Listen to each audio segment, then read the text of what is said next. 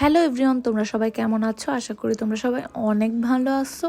আমিও অনেক ভালো নেই, মোটামুটি আছি আর কি। আজকে আবার একটা ডেইলি ব্লগ শেয়ার করব তোমাদের সাথে। আর নতুন বাসায় এসে নতুন বারান্দা, আমার গাছগুলোও হয়তো এখনো ভালো নেই আমার মতো, আস্তে আস্তে ওরাও মানিয়ে নিবে। এই বারান্দাটাও যদিও আমি আগের বাসার মতো গুছিয়ে উঠতে পারিনি, আর পারবো না হয়তো। এখন সকালে নাস্তার জন্য প্রিপারেশন নিচ্ছি। এখন আর নাস্তা বানানো রান্না নিয়ে কোনো ঝামেলা হবে না, কারণ এখানে গ্যাসই নেই, এখানে সিলিন্ডার গ্যাস এই বাসায়। তো আস্তে আস্তে এটাতে অভ্যস্ত হতে হবে। আর বানিয়ে নিচ্ছিলাম ফ্রোজেন পরোটা। ফ্রোজেন পরোটা বাসায় রাখলে একটা সুবিধা, কোনো কষ্ট করতে হয় না, শুধু ভেজে নিয়ে খাওয়া যায়। আর এই পরোটাটা অনেক মজাও লাগে খেতে। আর সাথে ছিল মিষ্টি, আর দুধ চা তো হতেই হবে, সেটা ছাড়া আমাদের সকাল শুরুই হয় না। কার কার এরকম অভ্যাস আছে অবশ্যই কমেন্ট বক্সে বলবা।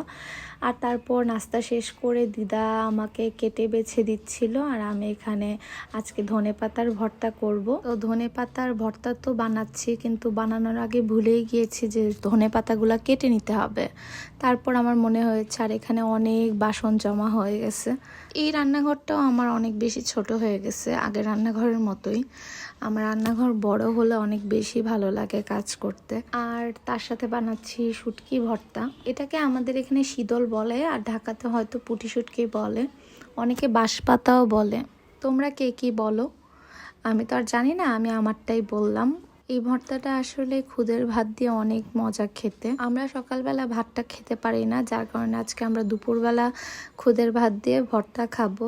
আর এখানে আমি খুদের ভাতটা রান্না করে নিচ্ছি এখন, পেঁয়াজ আদা কুচি তারপর মরিচ কুচি দিয়ে। খুদের ভাতটা কিন্তু ভর্তা দিয়ে খেতে অনেক বেশি মজা লাগে সব কিছু থেকে। আমাদের বাসায় ডিম ভাজি দিয়েও খায়, কিন্তু ভর্তা দিয়ে অনেক মজা। আসলে নতুন জায়গায় আসলে নিজেকে মানিয়ে নিতে, তারপর নিজের মনটা বসাতে এই বাসায় অনেকটা সময় লেগে যায়।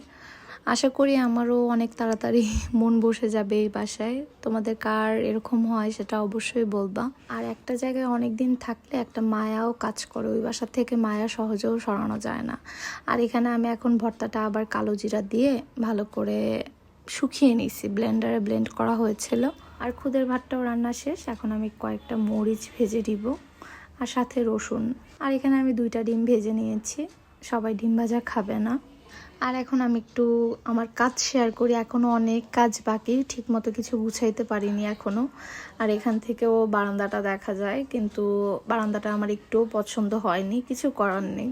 আমাদের দুপুরে খাওয়া দাওয়া শেষ, আর এখন মা মাংস রান্না করছে। রাতে আজকে আমরা মাংস দিয়েই খাবো। মার হাতের মাংসটা অনেক মজা হয়, যার কারণে মাকে দিয়েই মাংসটা রান্না করাইলাম। এই তো এখন আমি চাটা বসিয়ে দিলাম সবার জন্য, আমারও চা ছাড়া চলে না। আর আজকের ব্লগটা আমি এখানেই শেষ করছি। সবাই ভালো থাকবেন, সুস্থ থাকবেন। টাটা সবাইকে।